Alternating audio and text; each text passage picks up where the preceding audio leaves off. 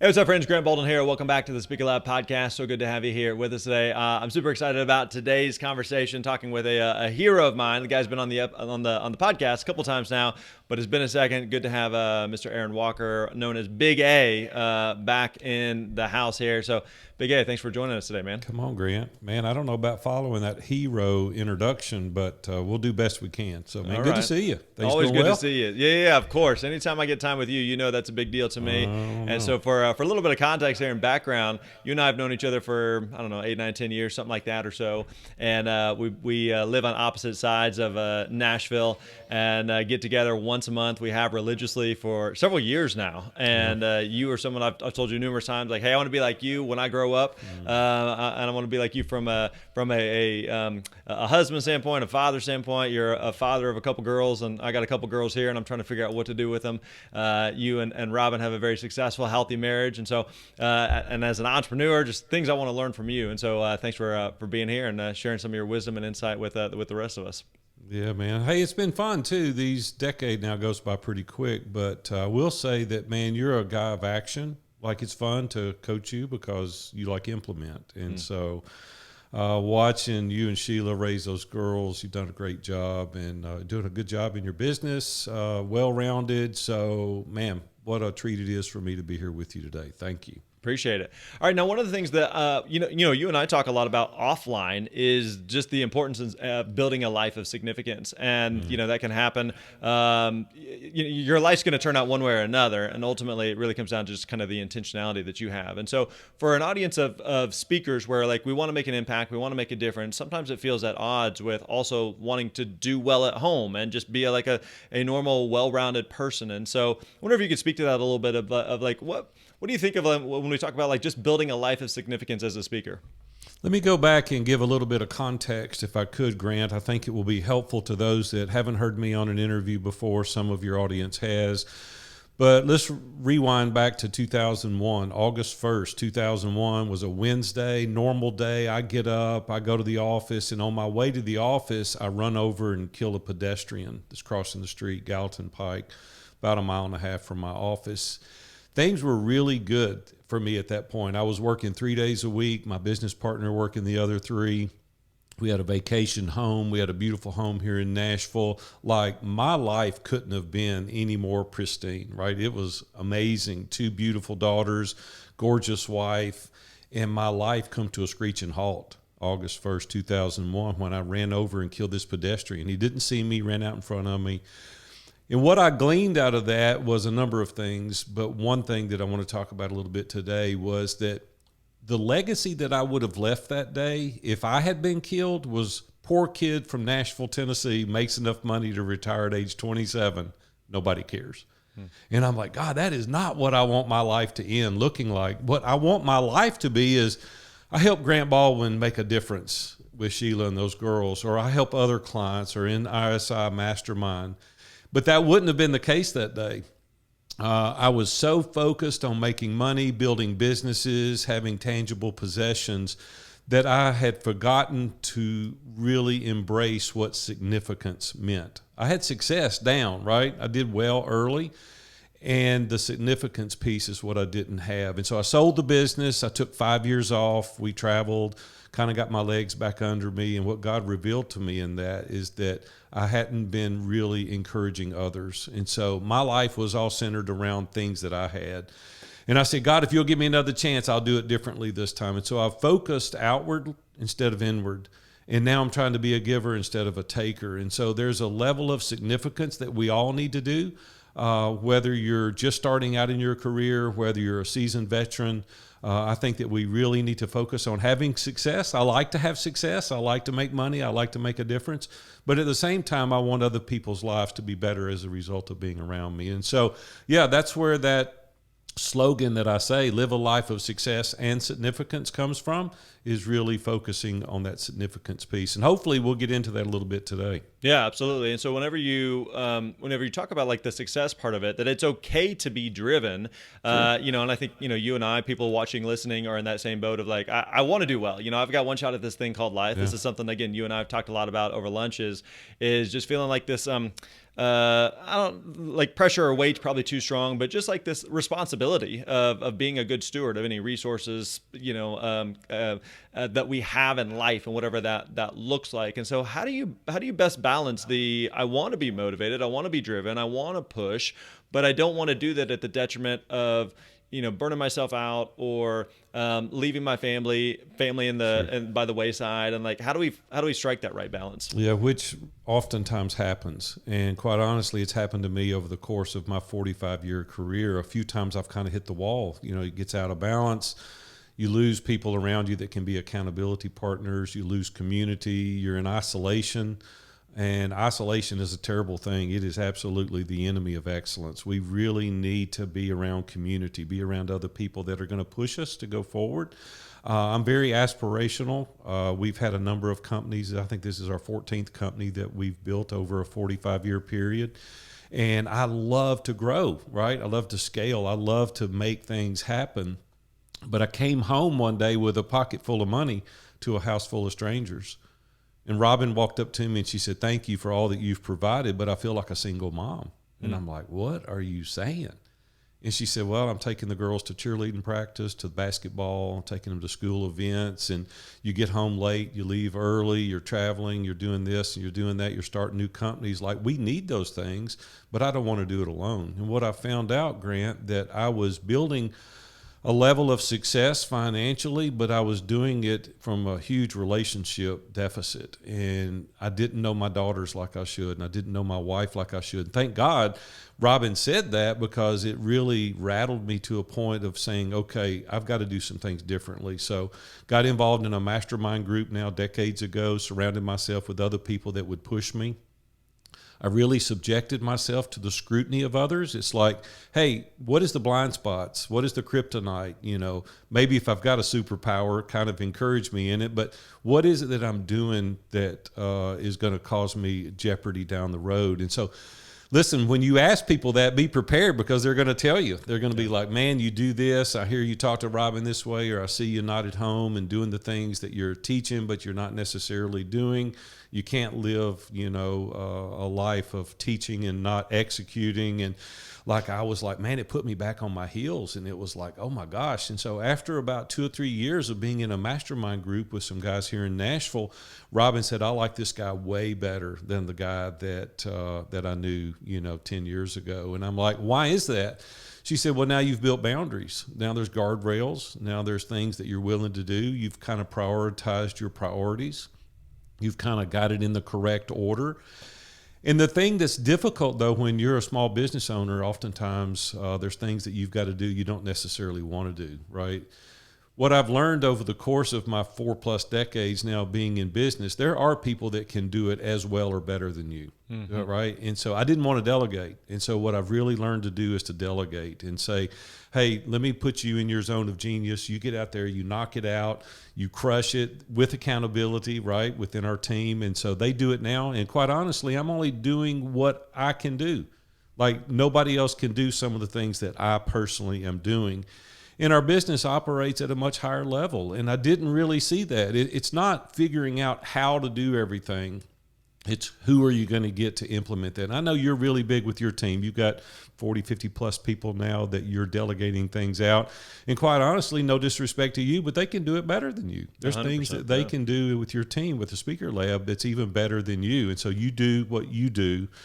And that's what I want you to take away from this interview today, is do an evaluation. Like, what gives me energy? What are the things that only I can do? Because when they are taking energy, you've only got so much bandwidth. There's only so much determination you can pull from, and you're going to crash and hit the wall, which I've done a couple of times. I'm not proud of, but I had to take months off for a period of time because I'm such a hard charger and I want to accomplish, I want to go, but I'm like, you know what, I can't do that. So now what we've done is devised a plan and a strategy. I'm going to work within this framework. I'm going to work this many hours, and whatever I can get done, I'm going to get done. There's always opportunity. There's always more that you can do. There's always one more speaking gig. There's always one more email. There's always going to be more opportunity. Success breeds opportunity. And so you're going to continue to be faced with this. So what you got to do in the early stages, build the boundaries, put the guardrails up, get in community, have huge accountability so that you don't burn yourself out.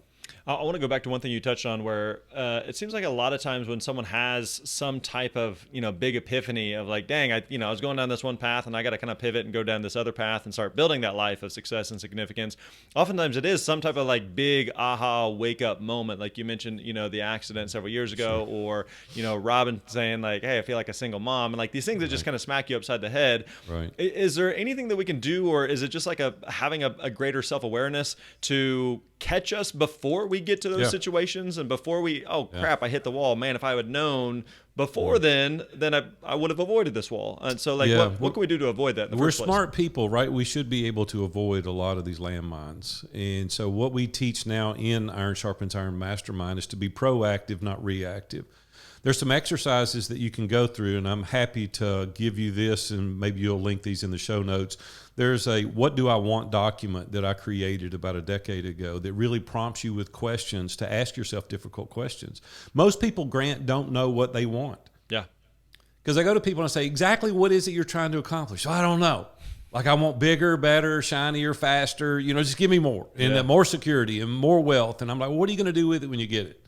Well, I don't know exactly, And so I think that getting a clear vision, really understanding what it is that you're trying to accomplish. Like, I could live in a bigger house if I wanted to. I could have bigger, nicer cars, but I'm like, no, I'm good. Like, this is good. I live back in the woods. Robin and I have a cabin back in the woods, and no, I like this. I can go outside and hang out, shoot my guns, whatever I want to do. It's like, no, I'm good. Well, why don't you live over in Fairview Plantation? Well, I don't want to live over in Fairview Plantation. I've decided what I want. I've decided how much I want to make. I've decided how much I want to give away. I decide all those things proactively. So that's the first thing. The next thing is a lot of your listeners, I'm sure, are married, right? They have a spouse.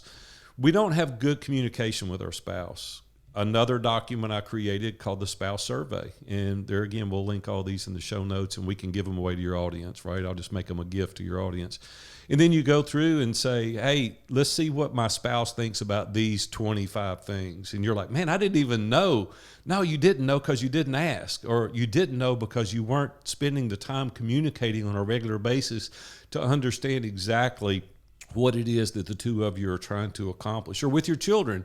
And, you and I talk about your girls a lot. And it's just going in there, laying across their bed saying, hey, what is it that's going on? What can I help you with? And they're looking at you like you got three heads. You're like, Dad, what is it you want? Nothing. I just want to hang out with you. Yeah. And then you ask their advice oftentimes. And it's like being proactive in these communications with the people that you care about most.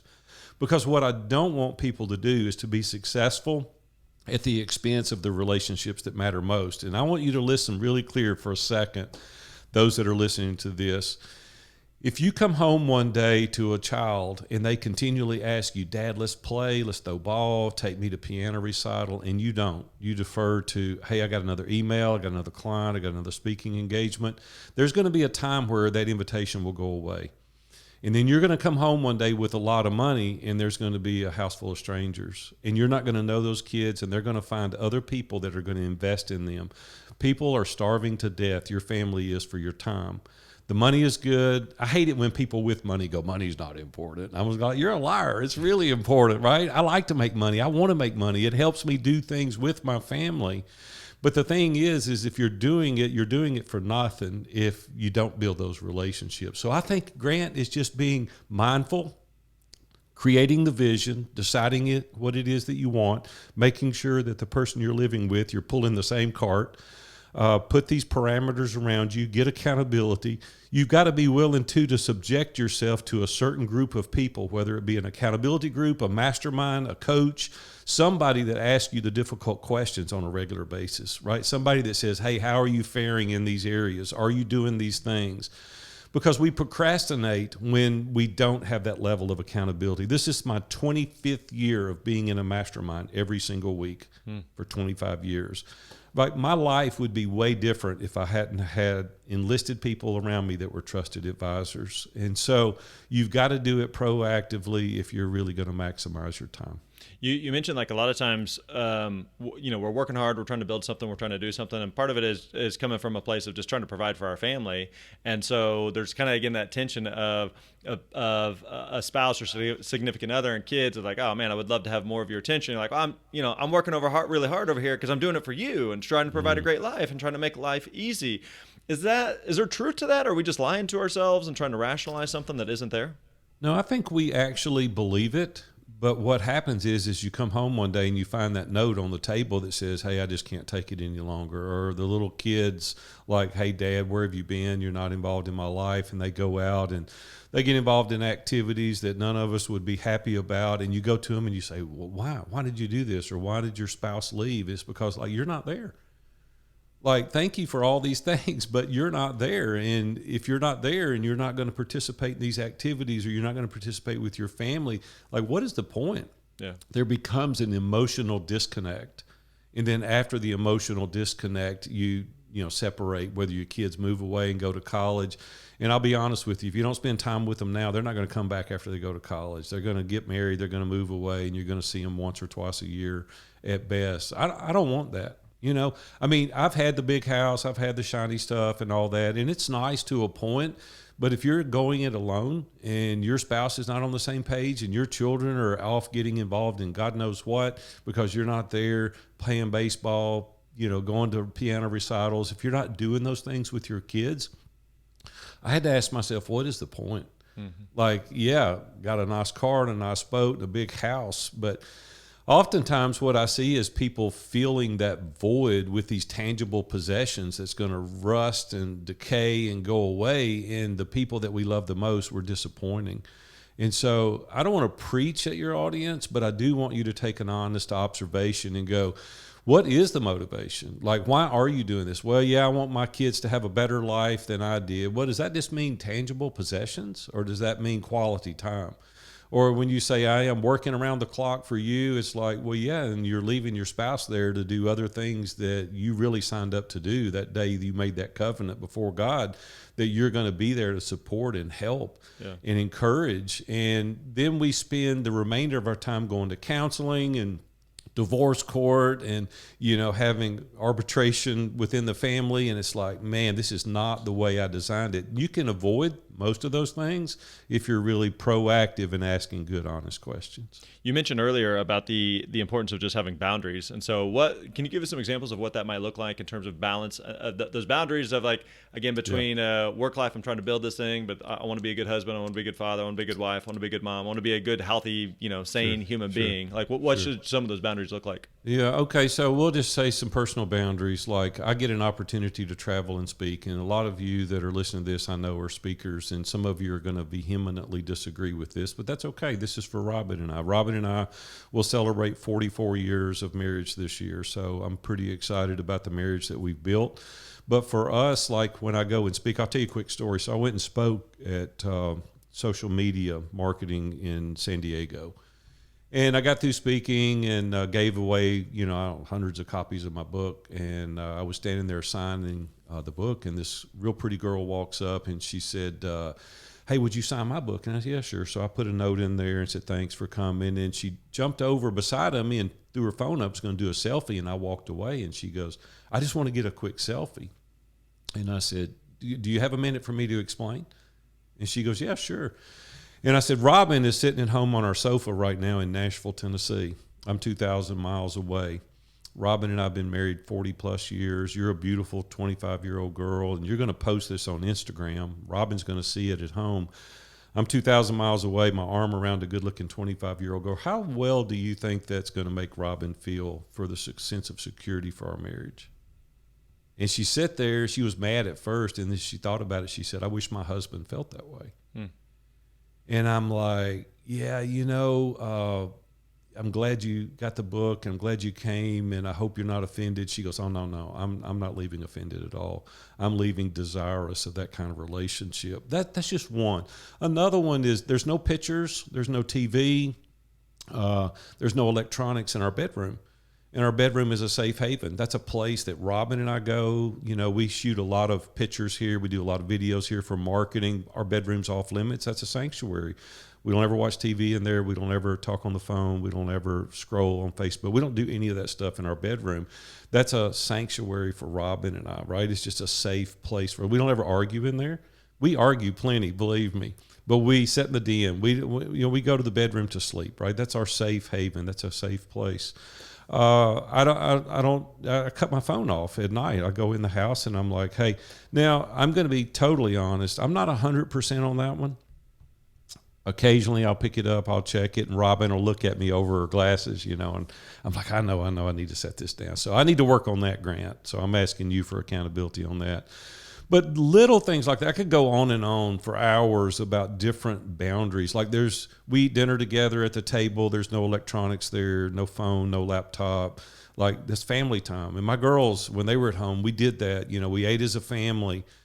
I will say this, some of the recent statistics that I have seen said that primarily girls abstain from sexual intimacy after age 16, and the only common denominator they can find are the kids that ate dinner together with their family. See, you know what that says to me? They just want to be heard.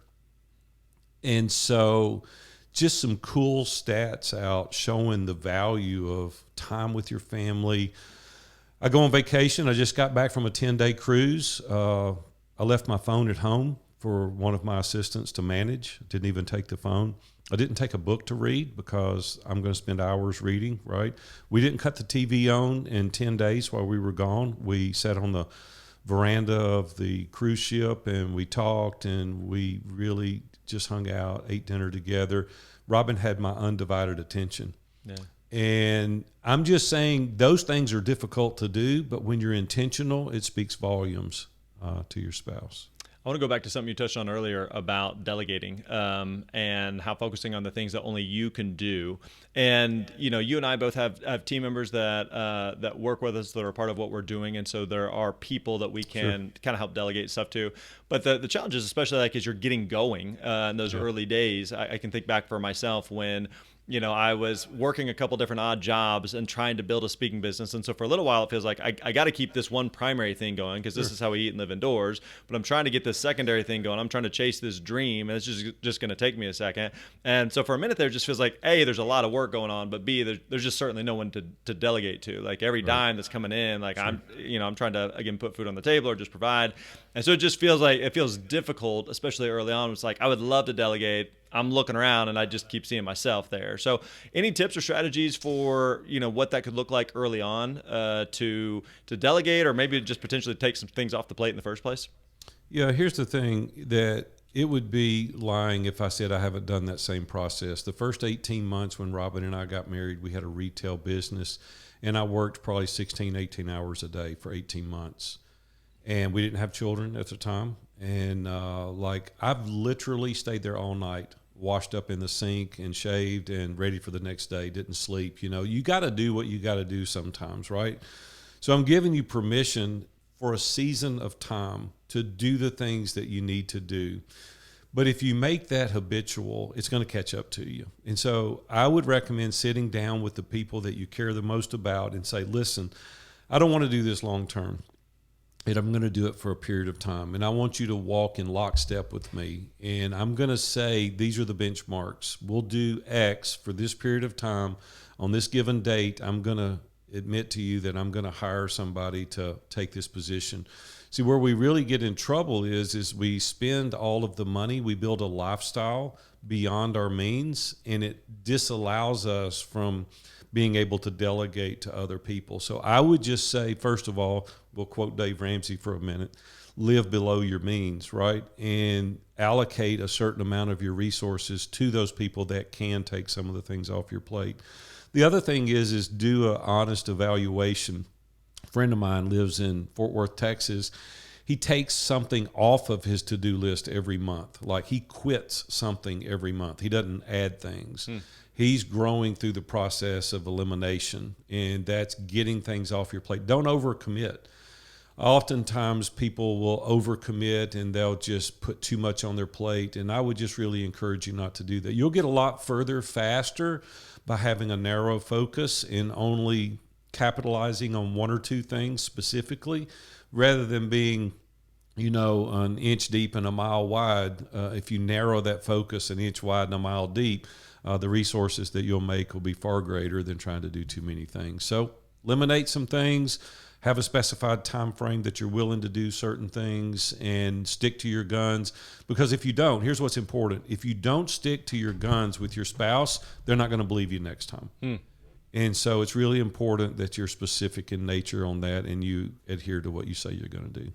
Well, one thing, a question I've used before, personally for myself, for others, is asking, is this a season or is this the way it is? Is this a season or is this the way it is? Because like you said, there's going to be seasons where it's just busier than others. You can't help it. Yeah, but there's going to be, times where you look back and be like, man, this is a really long season. Like, is there like a light at the end of the tunnel here, or am I just lying to myself saying that this is a season? So then I think there's where we get into lying to ourselves. Yeah, you can't do that. You got to be honest with yourself and having that just self-awareness of going, no, I am taking steps to get out of this current situation, or the current stressors that I find myself in, rather than just again trying to tell myself something that's not necessarily true. All right, so another question that I have for you would be, like, when you think back to as you're building the business there, especially on like the speaking side, you've done a fair amount of speaking there. Anything that you've seen that has worked really well for you and your speaking business in terms of like how speaking fits into everything else? Because you are someone where, like a lot of people, you have your hand in a variety of different things. You lead a company, you lead a lot of masterminds, you do some coaching, and speaking is kind of part of that. I'd be curious, like, how speaking fits in, or how you see speaking fitting into everything else you have going on. Yeah, I think speaking for me is just getting in front of small business owners that are faith forward, family first, people that desire momentum, people that really want a sense of accountability in their life. When I get in front of the right avatar, I can share my life experiences, 45 years of business, 44 years of marriage. We have 2 daughters, 5 grandchildren. Like, I've been around the block for a minute, and You're like, hey, that may sound right, but the reality, this is what it's going to look like. And so I think that experience just really helps convey the message that we're trying to get across. I think I'm a very vulnerable person. I want to be authentic. I don't want to stand up and tell you I got it all figured out when I don't. I want to be genuine, and it's hard to convey that sometimes. I have written a couple of books, and it's hard to convey that oftentimes in the books that you write. When you can share emotion, you can look at people, you can laugh, they can smile, you can convey the message much more powerfully, and I really enjoy doing that. It's not something that I would want to be away from my family long term. Like, I understand you're gone for a couple of days, and we have many mutual friends that are gone for a couple of days, they're back. And I would just suggest that those that are listening to this that have that schedule really be intentional about the time when you're back, right? Really focus, really be there, really be specific, really pour into your family. Granted, at the end of the day, it's all communication. It's all just making sure that there's not expectations being unmet on the other side, whether it be your kids or your spouse. Really tell them what you're trying to accomplish, bring them on the journey with you. It's just the lack of communication is what causes the frustration. And so, communicate well, be present when you're present, and do what you need to do while you're away. And so I will reiterate something I said earlier: success breeds opportunity. So the more successful speaker you are, the more opportunities that you're going to have. And I would just really encourage you to say, hey, I'm willing to build the boundaries. I'm willing to devote this much time. I'll do this many speaking engagements away from the family. This is how many days of the year I'm going to be gone. When you start deviating from that, you lose credibility with your family. And so I would just encourage everyone that's listening to this, that's building something that's a speaking business. If you haven't written a book, it's a great opportunity to get the door open for more speaking opportunities. I have someone that books everything for me, schedules everything. It takes a lot of time to book these things yourself. And so the more that you can give that away and let someone else, schedule your speaking, the better. I want to shift gears one more time here. You had mentioned like the importance of masterminds, being around other people that are in your space, personally and professionally, that can help you, that can hold you accountable, that can encourage you. Being a speaker can be very lonely. It can be very isolating. It can be very, difficult. And there's days where like, hey, I just booked a big gig, and I'm looking around for someone to kind of virtually high five or physically high five, or times where like, hey, I just got asked this question. This is really, really tough, and I'm not really sure, what to do in this situation or deal with this client or whatever it may be. Especially early on as an entrepreneur, as a speaker, whatever it may be. Anything that you'd recommend in terms of like finding that community, finding other speakers, finding other entrepreneurs who can kind of go on that journey with you? Yeah, we could do a whole episode on this, and I'll try to summarize it quickly. So I think the first and foremost, the thing you've got to do if you are a speaker, it's going to be difficult to have an in-person mastermind or accountability because you're on the road regularly. So virtually works great. It's not as good as in person, but it's certainly better than not having it at all. So I think that first and foremost. I have 3 men I've been meeting with for 30 years every Monday morning that I get together for an hour and a half, and we ask each other difficult questions. They know completely about every aspect of my life, very intimate details about my life. And they know they have context with my finances, my personal life, my children, my grandchildren, my business. You need that level of context if people are really going to help you. Otherwise, you can ask a good question and you'll get a good suggestion. But if they don't have context to where you're at personally, it may just be a good conceptual idea, not specific in nature to you. The mastermind, iron sharpens iron, is for the person that I described earlier, the small business owner, people that are desirous of, putting their family first. They have a faith component. They have a sense of momentum. They want that accountability, very structured organization. I'd love to talk to you if you're looking for a mastermind group. But outside of that, you've got to say some very difficult things to yourself first is, am I willing to be vulnerable? Am I willing to be authentic? Am I willing to let the facade down and tell people exactly where it is that I'm at so they can help me make good decisions? I'm a very, very busy person, and I wouldn't have invested this level of time and attention and money if it wasn't worth it, right? Because I could be doing other things. So I can honestly say that a big part of my success has been because I've had these trusted advisors. So I think it's a must for us to accomplish all the things that we're desirous of doing. Is there anything that like today you have those relationships that have been around for decades? I remember a friend of mine says what's he say? It's hard. You can't make old new friends, I believe. Meaning like, the connection that you and I have, we've known each other for 10 years and have spent, countless hours together in person and virtually, exchange texts and phone calls. And I mean, all of that. And then you compress all of that, and it really makes for like a really impactful relationship. But when you're starting from scratch and going like, man, I would love to have that kind of relationship with, Big A or whoever, or someone, a mentor or a peer alongside of that. What should we be looking for, or where do we find these people? It's not like necessarily like, hey, just post on Facebook like, hey, I'm looking for some people that I can really go deep with the rest of life. Don't do that. Yeah, don't do that. First and foremost, you've got to decide who you are as an individual. And I would always encourage the listeners today, if you don't have stated, written core values, you need to write those down. Relationships matter most. Make it amazing. Everything's figure outable, no excuses, and truth before opinion. Those are my core values. Every decision I make is run through those core values. You want to align yourself with people that are similar in nature to your core values. You want to have people that are in alignment with your worldviews, people that are going to tell you the truth. They're going to call you out. You give them permission to call you out. So you have to go and enlist people. You can't, there's no way that you can go and be vulnerable, transparent, and authentic with people that are not similar in nature to your mission statement, your vision, your core values, in alignment for your worldviews. You're just not going to do it.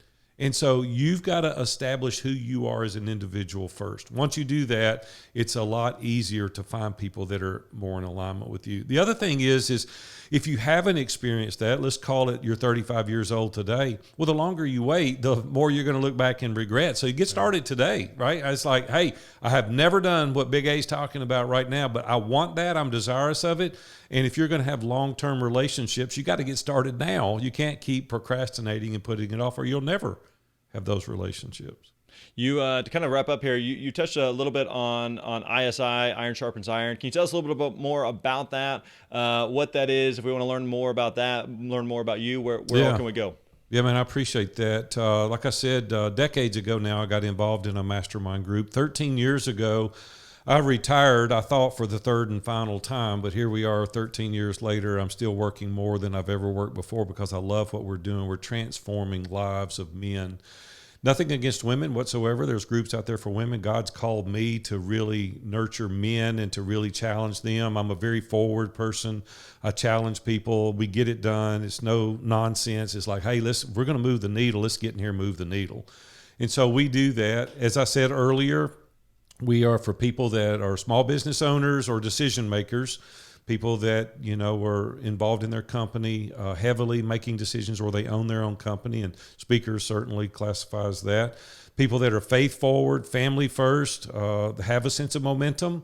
We're not an organization that is helping you figure out what to do in life. But if you have a sense of momentum and you're like, Big A, I want accountability. Like, I want to put myself out there. I want to be successful like you're talking about. That's who we are. Like, we don't put up with excuses. We're about getting it done. So, yeah, reach out to us at viewfromthetop.com. There's an application on our website. It doesn't commit you to joining us, but it certainly gives you an opportunity to meet with me for an hour, and we just talk through what it is that you're trying to accomplish. And if you're interested, I would love the opportunity to talk to you. Awesome. Big A, thanks for the time, man. Always enjoy spending time with you, and I appreciate the investment that you've made in my life and my family and my marriage and in the business here at the Speaker Lab, and the ripple effect that's had on speakers everywhere, man. So you're the best. You're the best. We'll see you, buddy.